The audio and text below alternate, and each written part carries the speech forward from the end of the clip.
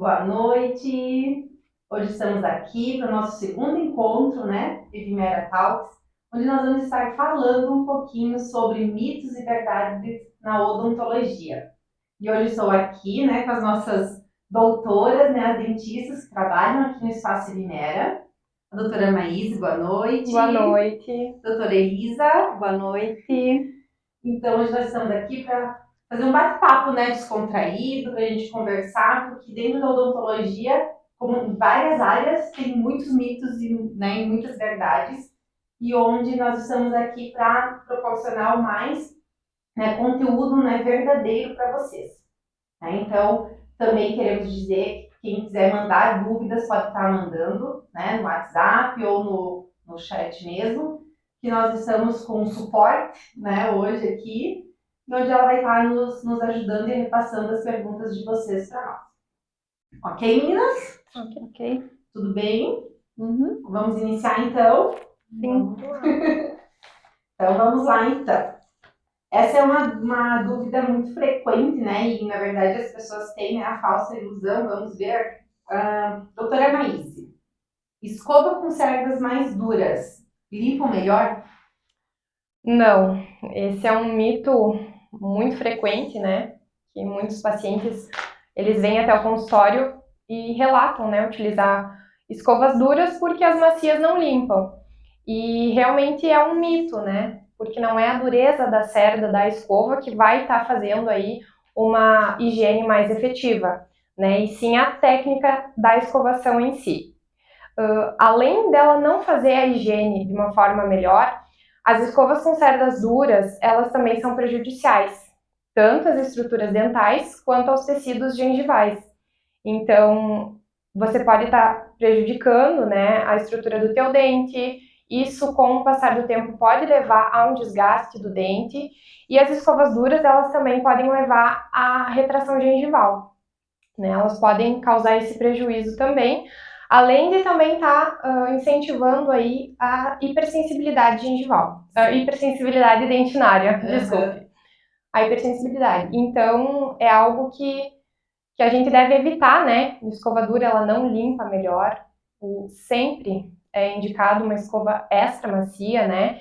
E também cuidar a intensidade da força que está sendo utilizada para realizar a escovação, né? Nunca colocar muita força, muita pressão, porque não é a força e não é a dureza da escova, é a técnica de escovação que vai estar sendo aí mais eficaz, que vai estar causando uma higiene, né? Vai estar gerando uma higiene de melhor qualidade. Perfeito. E realmente, né, no nosso dia a dia a gente percebe muito isso, né? Tipo, a falsa ilusão que a escova, né, com as cerdas duras vai limpar o dente, né?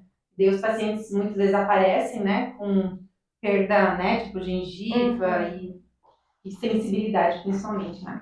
Eu sempre falo, eu tenho uma fala engraçada que eu falo para os pacientes que é para escovar os dentes e não para esfregar o banheiro, né? Porque acaba escovando com muita força e aquele movimento repetitivo e acaba prejudicando a gengiva.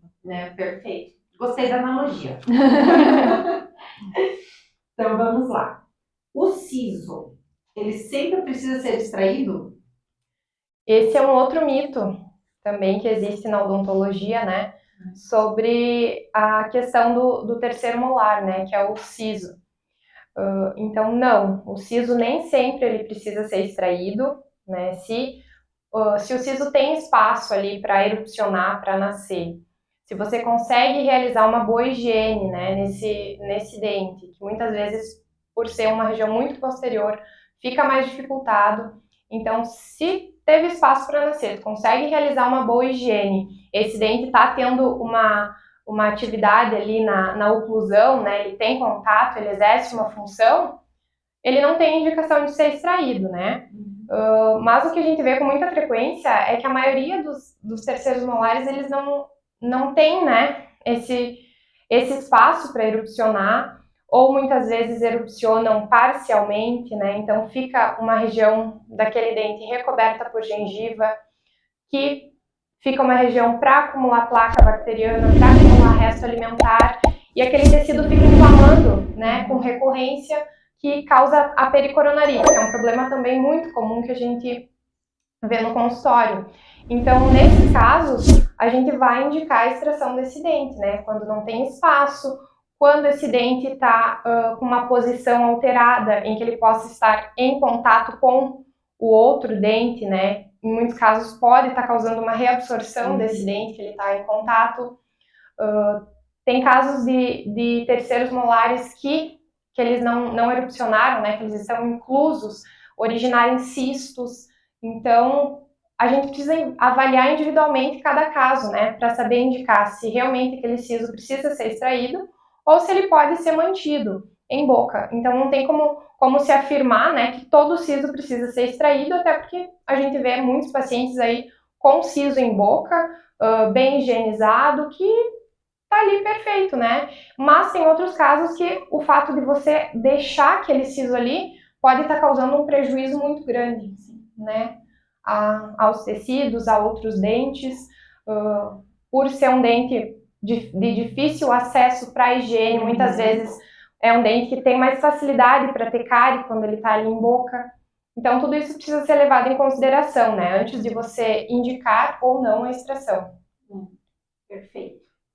E é bem isso que acontece muitas vezes. Isso também é a importância, né, dos pacientes estarem visitando o dentista com regularidade, né? Porque o que acontece? Acontece muito, né, do paciente vir com o terceiro molar em boca, que até então estava tudo bem, mas pela dificuldade de fazer a higienização, ele acaba tendo cárie, né? E o tratamento, né, de um terceiro molar é muito mais complicado, né? Tanto para nós quanto para o paciente, que muitas vezes tem que ficar um tempo com a boca aberta, né? E o acesso tão lá no fundo nos dificulta para o paciente também. Então, quem tem terceiro molar em boca tem que ter um cuidado muito grande na higiene, né? Justamente para estar evitando esse tipo de problema. Perfeito.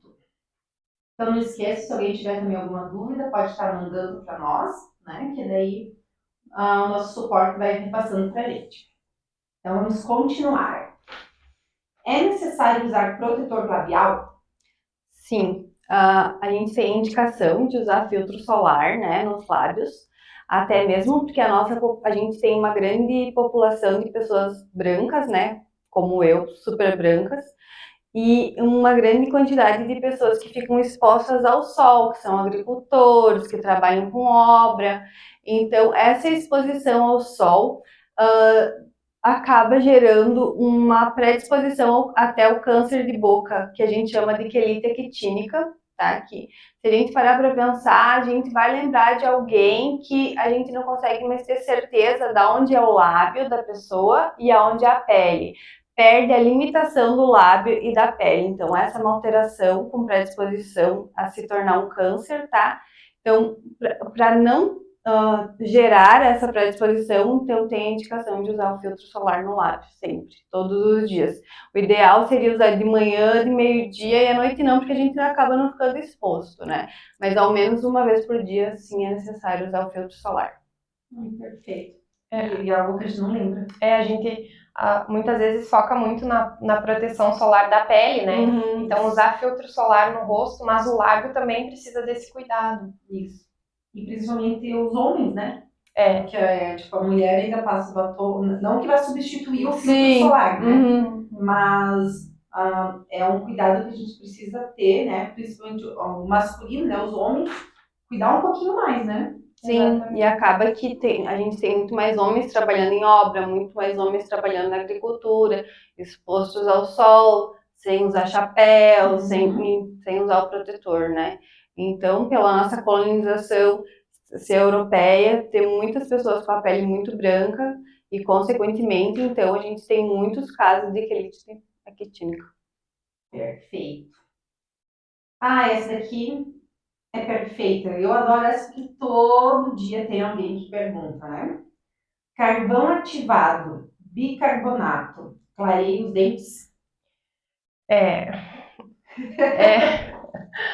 É um mito muito grande, né? Que de uns anos para cá foi algo, né? Que foi muito comentado, muito falado, infelizmente, porque não, né? tanto carvão ativado, bicarbonato, eles não têm nenhuma ação clareadora. Então, essas substâncias, elas não vão fazer o clareamento da estrutura dental. Elas são substâncias que são abrasivas, então, o que elas vão estar causando? Elas vão fazer uma limpeza das manchas mais superficiais do dente, e muitas vezes elas dão uma ilusão de que o teu dente clareou. Mas, na verdade, não existe nenhuma ação clareadora nessas substâncias. Então, isso é algo, né, que a gente tem que mudar essa cultura, que tem muitos pacientes que acham que essas substâncias clareiam, que vão estar fazendo algum efeito, algum benefício, e na verdade é muito pelo contrário, né? Além de não estar promovendo uma ação clareadora, por serem extremamente abrasivas, se você tem um uso muito contínuo dessas substâncias, com o passar do tempo tu vai estar acabando causando um desgaste dessa estrutura dental, né? Você vai estar causando uma abrasão, então não clareia e ainda prejudica a estrutura dental, né? Então a gente precisa remover esse hábito. Quem tem o costume de utilizar, não é legal, é prejudicial. E quem quer fazer clareamento, procure um dentista, faz um clareamento supervisionado, né, que é um método eficaz, que a gente sabe que realmente clareia, e principalmente é um método seguro, né, que a gente tem como controlar. Então, não, acho que é um dos mitos mais comuns, né, agora nessa era que a gente está focado tanto na estética, né, dental. É um fake news, né? Sim. O quanto a gente precisa cuidar com a mídia, né? Exatamente. Sabe que até agora, falando dessa questão da mídia, eu lembrei. Tiveram algumas empresas, né, que criaram um pó de carvão ativado que tu usava em casa, né? Uhum. Na escovação, para clarear os dentes. E, inclusive, tem um dos garotos propaganda, né, que é um ator, que ele tem lentes de contato dental.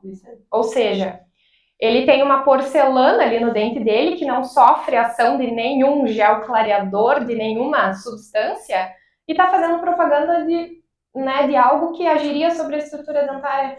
Então, assim, é muita hipocrisia até, né, de certa forma. E as pessoas acreditam, né, porque é um famoso que está indicando, né, e acabam, né, caindo Usando, nessa né? e usando. E até mesmo o executar o clareamento em casa sem supervisão, né? Comprar o gel clareador na internet, né? Muito cuidado com isso, porque tem alguns géis que não podem ser usados em casa, precisam ser usados no consultório, então precisa de uma supervisão. Realizar uma profilaxia antes de realizar um clareamento, né? Não tentar resolver a coisa facilmente e acabar criando um problema maior. E até o tempo, né? Do uso do gel. Exatamente. Né? Dependendo do gel, né? Então tem mais de um tipo de gel, então tem um tempo, né? Diferentes concentrações, né? E por mais que seja um procedimento seguro, se o uso for inadequado, pode sim causar, né, um prejuízo aí para os pacientes. Então vamos cuidar, gente, tá? Então nem tudo que aparece, né?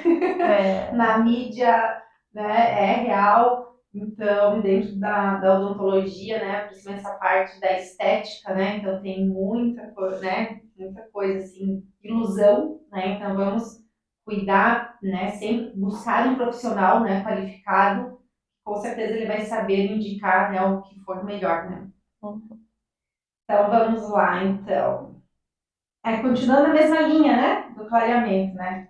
E os cremes dentais, doutora Maís? Eles clareiam?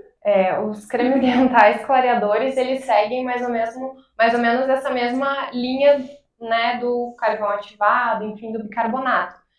Geralmente eles possuem mais abrasivos na sua composição, né, e mais detergentes, que também eles vão estar promovendo aí uma limpeza mais profunda, né, removendo algumas manchas, mas que também, com o passar do tempo, né, se você tem um uso frequente, também pode estar causando aí danos às estruturas dentais, podem estar favorecendo a hipersensibilidade, né? Porque tem muitos pacientes que já têm dentina exposta, né? Que é o tecido do dente que a gente sente a sensibilidade, então, nesses casos, esse tipo de creme dental ele vai potencializar a sensibilidade, assim como o bicarbonato, como o carvão ativado, né? Então, eles seguem bem essa mesma linha, né? Eles têm mais abrasivos, mais detergentes, limpam mais profundamente, mas eles também, na maioria dos casos, ali, eles não têm componentes clareadores, né? Não tem substâncias com ação clareadora. Então, é uma ilusão também que dá, né? Por essa limpeza aí mais profunda dos dentes. Perfeito. Cigarro prejudica a saúde bucal? Então, isso é uma verdade, né? Não é um mito. O cigarro ele tem muitas substâncias tóxicas, né? Substâncias químicas tóxicas. Então, quando a gente fala em cigarro, a gente sempre pensa em alterações pulmonares. Bronquite, câncer de pulmão, enfisema. Mas o cigarro, na verdade, ele tem a capacidade de causar malefícios em praticamente todos os órgãos do nosso corpo, inclusive a boca, né? Então, alguns estudos, inclusive um que eu li na Califórnia, mostrou que de 10 pessoas com câncer de boca, 8 fumavam, tá? Além do câncer de boca, aí associado o cigarro com álcool ou exposição solar, esse risco aumenta. Além do câncer de boca, também a gente tem as doenças periodontais, tá? Que paciente que fuma tem uma tendência maior a acabar desenvolvendo doenças periodontais, que são alterações na gengiva e nos tecidos de suporte do dente, tá? E esses pacientes que fumam acabam tendo dificuldade até de responder ao tratamento correto, tá? Ao tratamento dessa doença periodontal. E muitas vezes, pelo aquecimento que gera no dente, na gengiva, pode ocasionar também retrações, não só a escovação, como o uso do cigarro também podem estar ocasionando retrações, a gengiva acaba subindo. Então, o cigarro causa muitos malefícios na cavidade oral, tá? A gente tem que pensar, hoje em dia, não só no cigarro, a gente tem charuto, tem um cigarro eletrônico, tem uma infinidade de formas, tá, de estar usando nicotina que vão causar muitos malefícios no corpo, no nosso corpo e inclusive na nossa boca. Então, muito cuidado antes de adquirir esse hábito, né? Hoje existem infinitas possibilidades de estar reduzindo esse vício, né? O SUS mesmo oferece possibilidades de tratamento para redução, né? E a gente sempre tem que pensar na quantidade de cigarros e o tempo de exposição a esse cigarro para estar pensando no malefício. Também não devemos nos apavorar, eu fumei um cigarro por dia 3 anos da minha vida, então qual que é o risco de eu ter uma doença ocasionada por isso? Ela é menor. Eu fumo 40 cigarros por dia durante 40 anos, então eu preciso ficar atento que daqui a pouco posso sim estar desenvolvendo um problema bucal, uma doença bucal mais grave por conta do cigarro. Principalmente, como eu já falei, quando associado ao álcool ou à exposição solar, como eu tinha falado anteriormente. Sem falar na estética dental também, né? Sim. Um paciente fumante, ele vai ter mais pigmentação nos dentes do que um paciente que não fuma. Então, as restaurações também desse paciente vão ficar mais pigmentadas, né? Mais fácil. E acho que hoje, numa era que a gente se preocupa tanto, né? Com estética dental e saúde, né? É um hábito que, se possível evitar, é o melhor, né? Em todos os sentidos. Sim, e quantos pacientes hoje chegam no consultório reclamando de mau hálito, né? O cigarro é um dos principais causadores de mau hálito. Pode ocasionar também alterações no olfato e no paladar, a pessoa para de sentir o gosto e o cheiro das coisas, né? Então, a gente precisa pesar o que compensa. Porque antigamente era moda fumar, Era né? moda, né? Todo mundo fumava porque todo mundo fumava, né? E as pessoas também não tinham acesso a tanto conhecimento como a gente tem hoje, tanta informação. Então, sempre pensar e tentar reduzir o cigarro. E tem ajuda, né? Sim. Muita ajuda, né? Tipo, muitas formas, né? De poder ajudar, né? Tipo, as pessoas, né? Que têm esse vício, né? Perfeito, doutora Elisa. Então vamos lá, continuando aqui. Antibiótico causa cárie? Esse é um mito também que há muitos anos está presente aí, né, na sociedade, principalmente nas mães, né? A gente ouve com mais frequência, né, de mães, de pais, de crianças. Ah, o meu filho tá com os dentes cariados porque tomou muito antibiótico, né? Foi o antibiótico. E não, pessoal, não é o antibiótico que causa cárie, né?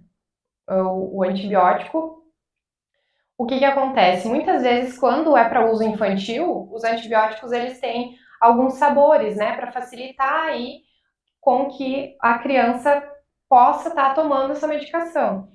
Então, vai ter açúcar nesse antibiótico, né? Vai ter algum aromatizante, né, para dar algum sabor ali para a criança tomar de forma mais fácil.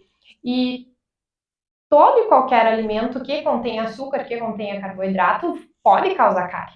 Sim. Se não for feita a higiene de forma correta, né? Então a gente não pode utilizar o antibiótico mais como vilão, né? Acho que principalmente agora, né, em 2022, a gente ouvir falar que a criança teve cárie porque tomou antibiótico, isso é inadmissível mais de se ouvir falar. Então, não é o antibiótico, né? É a falta de higiene, talvez seja toda a dieta do paciente como um todo, né? Uma dieta que seja mais cariogênica ali, com muita ingestão de açúcar, de carboidrato, né? Que não estejam fazendo a higiene bucal dessa criança adequadamente.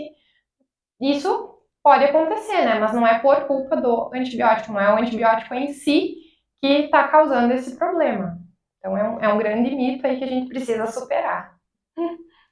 Entra de novo a parte da higienização, né? Exatamente. Assim como a escova não precisa ter as cerdas duras, né? E sim a técnica, aqui é a mesma coisa, né? Então, tipo assim, o vilão, lógico, se não tivesse açúcar, não teria cárie, né? Só que, vamos por assim, o maior problema ainda é não fazer a escovação do que propriamente, né? Tipo, o antibiótico e o açúcar, né? E daí eu acho que entra um pouco também na questão de ainda se ter aquela cultura de que o dente de leite ele não precisa de cuidado, de tratamento, porque vai cair, porque vai trocar, mas o dente de leite ele tá ali porque ele tem uma função, né? Senão ele não existiria a dentição decídua, né? Não existiriam os dentes de leite se eles não tivessem um porquê de estar ali, né? A natureza ela é perfeita em todos os sentidos.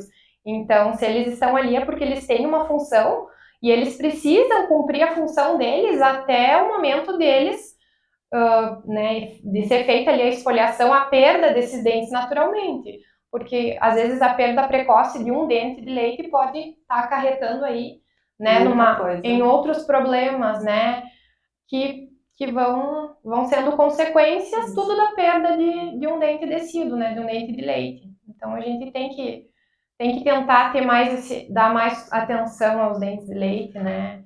Eu sei que criança às vezes não é muito fácil, né, para fazer entender e colaborar com esse hábito, mas tem que ser incentivado diariamente, principalmente a escovação noturna, né? E quanto mais cedo a introdução, maior a aceitação, né?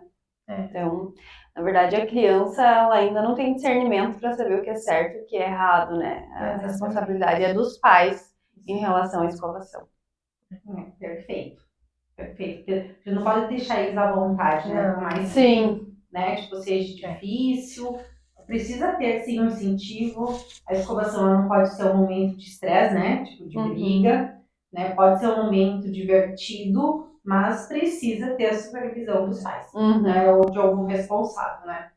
Principalmente a escovação da noite, né? A noturna. Então, que nem as doutoras falaram, né? Concordo plenamente, né? Que a responsabilidade são, né, dos adultos, né? Exatamente. E quanto mais cedo, como a doutora Elisa comentou, quanto mais cedo esse hábito for instalado, né, mais fácil fica. Então, a partir do nascimento do primeiro dentinho de leite, já está realizando aí a escovação para estar criando esse hábito para a criança já ir se acostumando, né, e não ser algo estressante, algo de ruim, né? ser alguma coisa rotineira, como tomar banho. Escovar os dentes é rotina, tenho que escovar meus dentes, né? Isso. Exato. Então, gestantes podem ir ao dentista? Então, que isso é um mito de que gestante não pode ir ao dentista, tá? Gestante pode e deve ir ao dentista, tá? Inclusive, comprovando isso recentemente, o Ministério da Saúde lançou a caderneta das gestantes, tá? Uma dor, uma infecção pode, no lugar de favorecer a gestação, o não ir ao dentista acabar prejudicando, tá? Então, o pré-natal odontológico faz parte do pré-natal da gestante. Ela deve ir ao dentista, tá? Algumas alterações bucais são comuns durante a gestação, por exemplo, o aumento do sangramento gengival. Por que acontece isso, tá? Por conta das alterações hormonais, falando facilmente, fica mais fácil de se instalar um processo inflamatório devido à vascularização. Aumenta a vascularização, então essa gengiva fica mais sensível e ela acaba sangrando mais, tá? O que a gente deve fazer para evitar a evolução dessa gengivite? Caprichar na escovação e no fio dental, tá? Então, a missão da gestante ali é redobrar a atenção com a escovação e com o uso do fio dental. Isso é uma alteração comprovada cientificamente que pode acontecer durante a gestação, tá? Agora, vamos pensar assim, uma gestante está com um siso infeccionado. Vamos esperar passar a gestação para fazer o procedimento ou já vamos evitar que essa infecção dissemine pelo organismo e aliviar a dor da paciente? Sempre vamos pensar em aliviar a dor e tirar o foco de infecção, tá? Indiferente do período gestacional que ela estiver. A gente sempre tenta fazer os procedimentos no segundo trimestre da gestação. Por quê? O bebê já está mais formado, tá? A gestante tem menos enjoos, tá? E ela ainda não tem a barriga muito grande para ficar deitada na nossa cadeira. Então, é o período ideal para o tratamento, o segundo trimestre, tá? Mas o tratamento pode ser feito durante toda a gestação. A gestante pode sim ser anestesiada, temos anestésicos específicos, inclusive ele chama lidocaína, tá? Isso a gente aprende lá na graduação. Então, ela pode ser anestesiada durante toda a gestação, ela pode sim ser submetida à radiografia, sempre tomando os cuidados de usar o colete para proteger o bebê, tá? Mas a exposição radiográfica no consultório odontológico é mínima, então a gente pesa o custo-benefício e sempre acabamos optando por sim, se necessário, expor essa gestante a uma quantidade pequena de radiação. Hoje em dia a gente tem alguns aparelhos também radiológicos que apresentam menor exposição. Então a gente pode ir pesando aonde que vamos fazer essa radiografia, se vamos indicar para algum lugar que tenha esse aparelho, que facilite, tá? Além disso, é bem importante, então, a gente manter a saúde bucal da gestante, tá? Durante toda a gestação, para evitar focos infecciosos, como já foi falado, tá? E para que tenha, então, uma gestação saudável durante todo o período. Então, isso é um mito de que gestante não pode ir ao dentista. A gestante deve ir e pode sim. Perfeito. Só fazendo um parênteses, né, tipo, da gengiva, né? Na verdade, eu descobri que uma amiga minha estava grávida. Porque a gengiva dela sangrava. Ela veio, minha gengiva está sangrando. Daí eu olhei para ela e disse, você está grávida? Não, sim, você está grávida. Eu não vou fazer nada em você sem você fazer um exame de gravidez. E exatamente, ela estava grávida, então eu descobri antes. Que legal. Que então legal. É bem isso, né? Assim, quanto o corpo, né, da mulher modifica, né, durante a gestação.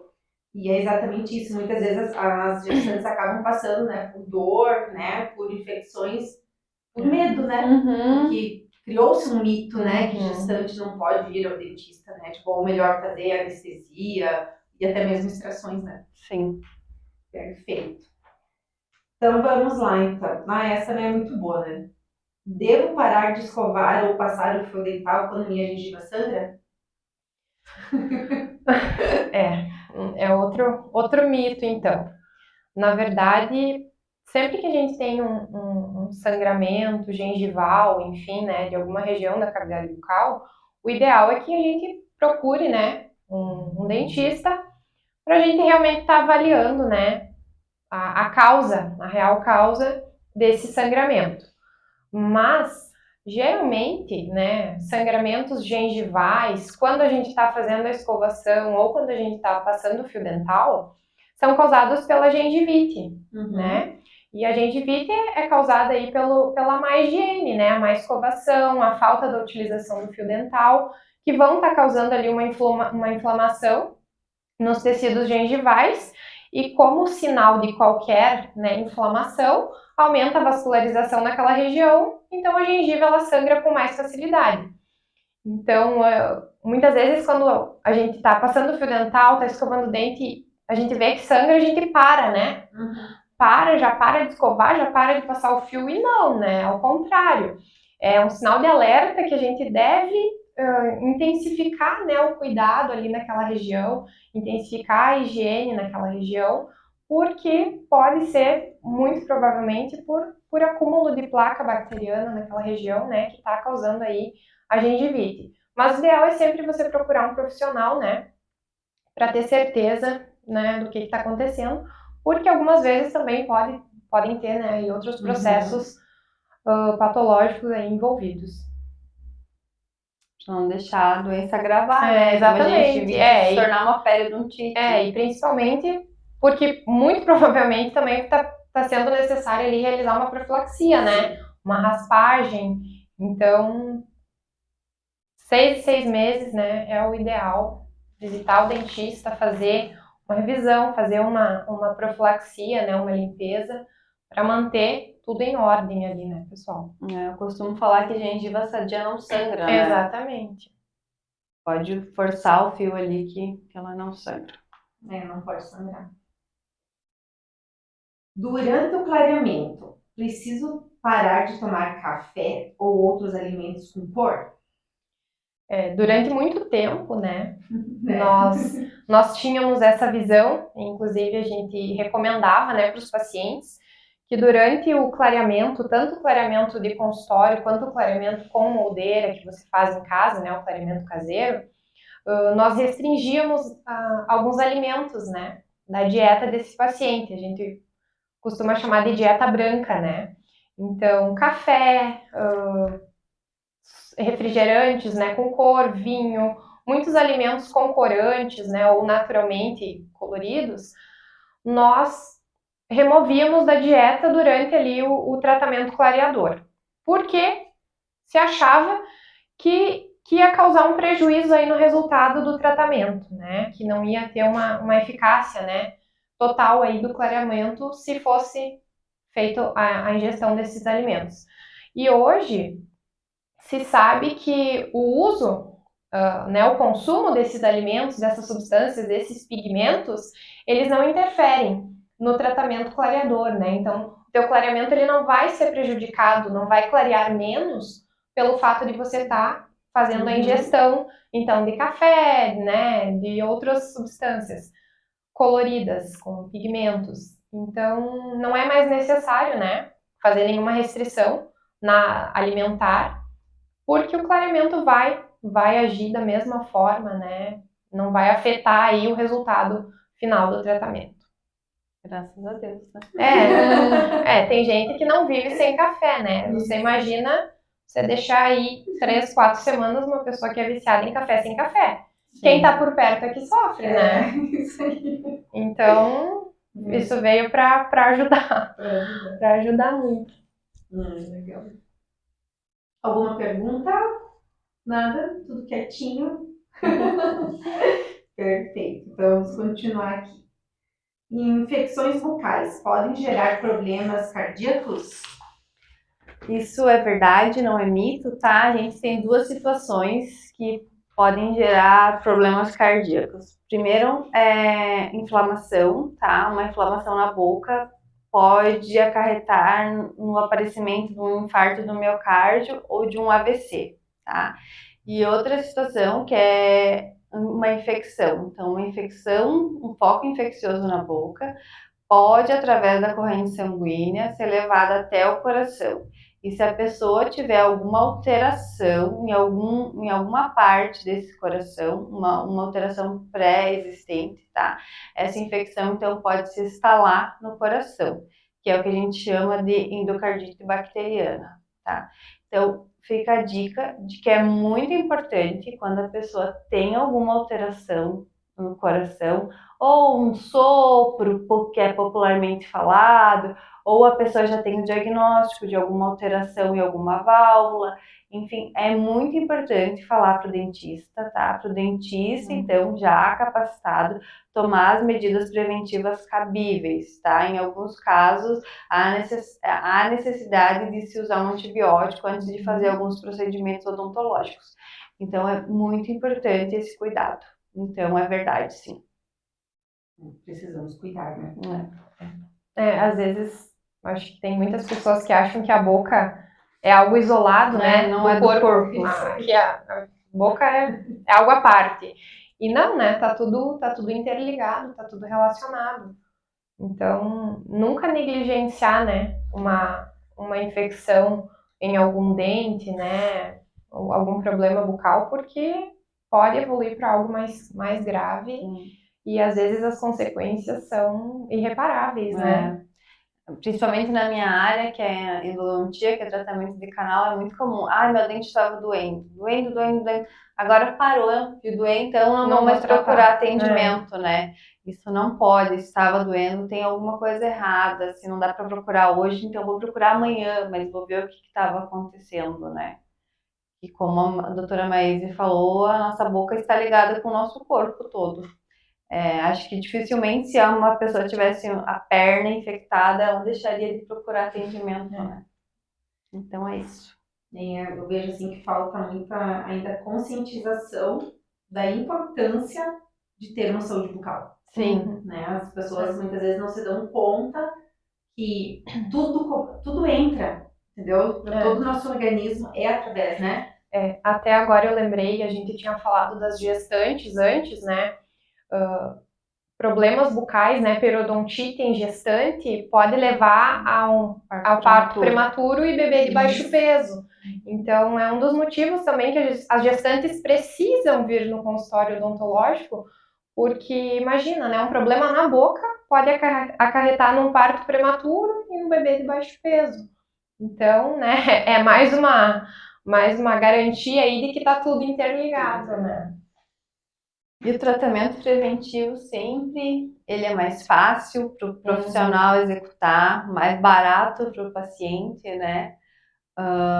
Mas é muito mais barato você comprar uma escova e um creme dental e realizar a sua escovação de forma adequada do que um tratamento que precise de maiores intervenções.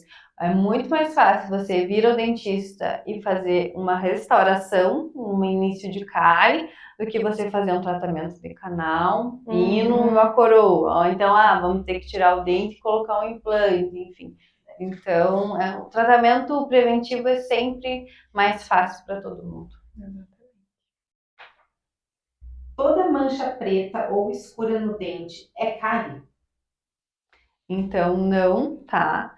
Antigamente, quem tem pessoas acima dos 20 e poucos anos em casa, ou tem mais que 20 e poucos anos, deve ter algumas restaurações de amálgama na boca, tá? Que eram aquelas restaurações que precisava ser feita uma caixinha para colocar o material restaurador, tá? Se a caixinha for rasa, provavelmente o dentista que lhe atendeu antigamente removeu uma grande quantidade de esmalte sadio, removeu aquelas manchinhas pretas para colocar o amálgama ali dentro, tá? Porque antigamente se tinha essa ideia de que qualquer mancha preta era cárie e precisava ser removida, ou era o início de cárie e precisava ser removida. Hoje não, tá? A gente sabe que algumas manchas pretas, algumas que precisam ser analisadas pelo dentista, são o que a gente chama de selamento biológico, que é o contrário do processo de cárie. Na cárie, a gente tem uma desmineralização do esmalte. No selamento biológico, a gente vai ter uma remineralização do esmalte. Então, com a deposição de alguns minerais, por isso que acaba ficando escuro, aqueles pontinhos pretos. Mas se o dentista passar o explorador ou a sonda, como a gente fala, em cima, vai estar duro, não vai ter cavidade, tá? Então, essas manchas pretas não apresentam necessidade de ser removidas, tá? Elas não vão iniciar um processo carioso se não tiver cavidade, se estiver endurecido. Em alguns casos, existe a necessidade de fazer uma radiografia, algum exame complementar, para ter certeza que não existe uma cavitação, uma cárie embaixo dessa mancha, tá? Mas se for só o sulco, não tem indicação de remoção. Inclusive porque para remover essa mancha preta, eu vou ter que desgastar uma grande quantidade de esmalte sadio, tá? Por mais que hoje a gente tenha materiais adesivos, que não são mais como o amálgama antigamente, que precisava abrir uma caixa para conseguir fazer com que a restauração parasse no dente. Então, não. Nem toda mancha preta que a gente tem no dente precisa ser removida. Não sei se a doutora Mais quer complementar alguma coisa nessa parte. É isso aí. Porque eu tenho muito mais de 20 anos, né? Mas as minhas restaurações, até esse tempo, né? Fico sempre pensando nisso, né? Eu tenho umas restaurações grandes, né? Tipo, e amálgama eram, né? Daí, lógico, depois com o tempo, fratura, enfim, né? Eu sempre fiquei pensando, mas eu nunca senti uma dor de dente, entende? Tipo assim, eu nunca senti dor de dente. E pela lógica, pelo tamanho das restaurações que eu tenho, eu teria que ter sentido dor de dente, entendeu? Sim. Então, com certeza, talvez não era um tratamento preventivo da época, né? Que era remover tudo que tinha de não extremamente branco e colocar um material restaurador ali. Mas enfim, que bom que as coisas vão evoluindo, né? Exatamente. Então, continuando essa linha, né, da mancha escura e amálgama, né? Toda restauração de amálgama deve ser trocada?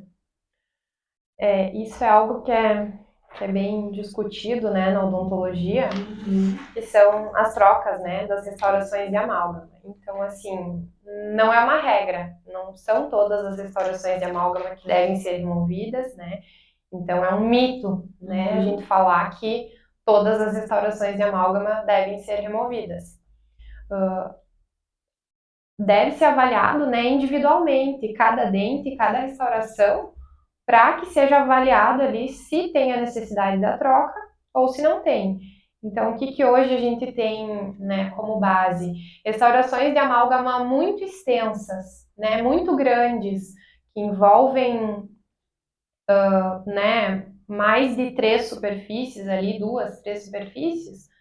Muitas vezes nós indicamos a troca em função do tamanho, né, dessa restauração. E como a doutora Elisa já comentou antes, né, o amálgama ele não é um material adesivo, né, ele não é um material que cola no dente. E quando a gente tem uma restauração de amálgama muito grande, né, e paredes, né, separadas pelo amálgama, muitas vezes nós acabamos tendo casos de fratura de dente, né. Então, geralmente, o que a gente pega mais corriqueiramente no consultório, quando vai fracassar uma restauração de amálgama, geralmente acaba fraturando o dente. Às vezes fratura de uma forma que a gente consegue restaurar, consegue manter o dente, né? Hoje nós temos muitas opções de tratamentos restauradores, mas muitas vezes acaba fracassando, né? Fraturando ali de uma forma que não se consegue mais salvar aquele dente, né? Então daí vai ser indicado uma extração desse dente, um implante. Então, a gente avalia sempre, né? Dentes com restaurações muito grandes, dentes que já apresentam trincas, né? Muitas trincas e tem restaurações de amálgama, muitas vezes a gente indica essa troca para estar preservando ali, né? Aquele dente, para tentar manter mais a integridade daquele dente. Mas se eu tenho ali umas restaurações pequenas de amálgama, eu não tenho queixa estética do paciente, a restauração está bem adaptada, né? Muitas vezes não há necessidade, né, de se mexer. Até um tempo a gente teve ali a questão de que o amálgama prejudicava a saúde, né, no geral. Nós temos artigos, né, que comprovam, onde eles avaliaram vários estudos de que não tem nenhuma comprovação de que o amálgama ele cause alguma doença sistêmica. Então, né, nós não temos comprovação disso, então não há por que nós realizarmos a troca por esse motivo, né, por esse medo, esse receio. Claro, tem pacientes que vêm por questões estéticas, porque não querem mais, né? Daí a gente acaba realizando aí a troca, mas sempre orientando bem os pacientes, né? Quanto aos riscos envolvidos, né? E todas essas características desses dois materiais, né? Que agem de formas diferentes. Perfeito. Quer complementar? Não, acho que é isso mesmo. Sempre tem que ver, né, o risco, o benefício que vai trazer. E aí, planejar o tratamento. Exato. Então, nada melhor do que sempre, né? Tipo, a gente sempre fala, né? Tipo, de fazer visitas, né? E um planejamento, né? Porque o paciente, ele é um todo, né? E não é só um dente, né? É um conjunto, né? Então, a gente sempre precisa estar cuidando e olhando, né? O paciente como um todo, né? E eu comecei, né? Assim, e não apresentei as doutoras, né? Agora me dei conta, né? Porque, como sabem, né? Estamos iniciando nesse mundo digital, né? No canal do YouTube. E peço desculpas, primeiramente, tá? De não ter apresentado mais formalmente, né? Não só falar do nome, né? Então, as doutoras, elas trabalham aqui com a gente, né? Tipo, aqui no Espaço Vimera. Então, nós somos muito felizes porque a gente conseguiu reunir profissionais com o mesmo propósito, né? O propósito de cuidar e olhar os pacientes como um todo, né? De estar indicando sempre o melhor para o paciente, né? Então, e não só estar simplesmente indicando um tratamento, né? Então, a gente é muito grato, né? E muito feliz, né? De vocês estarem junto com a gente, de estarem aqui, né? Então, a doutora Maíse, ela é especialista em estética, né? Então, quer falar um pouquinho, doutora Maíse? Vamos lá. Minha primeira vez também aqui ao vivo, né? Eu sou especialista em dentística, né? Que é a área da odontologia que tem, né, um enfoque maior no tratamento restaurador, nas restaurações, né? E muito na área estética, né? Então, trabalho com facetas de resina, facetas de porcelana, as lentes de contato, né? Que estão muito na moda. E o tratamento reabilitador como um todo, né? Gosto muito, muito dessa área, sou extremamente apaixonada. Tem uma mãozinha leve, gente. Muito leve. E a doutora Elisa, né, doutora Elisa? Quer falar um pouquinho da tua especialidade? Posso falar. A minha especialidade, então, não é igual a da Maís, que todo mundo quer ir, sair com os dentes lindos e maravilhosos. Sobre a minha especialidade, a gente tem um mito de que dói, de que é horrível, de que ninguém quer fazer, mas não é assim, tá? Mas hoje em dia ainda não tinha, então, que o tratamento de canal evoluiu muito. Normalmente a gente consegue resolver os casos até mesmo em uma consulta, quando tem indicação, tá? Normalmente não se tem mais dor, o pós-operatório é um pós-operatório bem tranquilo, mudou-se muito de antigamente, que para fazer um tratamento de canal precisava ir no dentista mais 5 vezes, ficava lá curativo com o algodãozinho, trocava o algodãozinho do dente, então evoluímos muito. Então essa é a minha especialidade clínica, que é endodontia. Que é fundamental, né? Para salvar o dente. Né? Exatamente. Somos os salva-vidas dos dentes. Isso aí. E juntos, né? Então estamos, né? Montamos, né? E estamos montando, né, uma equipe super legal, né? Com profissionais maravilhosos, né? Que eu sempre digo assim que além de ser profissionais fisicamente, né? Bons no que fazem, são maravilhosos de alma também, né? Então eu acredito muito nisso, né? Que a gente conecta pessoas com o mesmo propósito, né? Um propósito de alma. Então, nós estamos muito felizes, né? Aqui com a Evimera, né? Onde a gente cuida, né, da saúde, bem-estar e prosperidade, né, dos nossos pacientes. Isso aí. Isso? Então tá, obrigada mais uma vez, Obrigada, doutoras. Obrigada. E vamos continuar, né, criando conteúdo, né, cada vez com mais informações para vocês.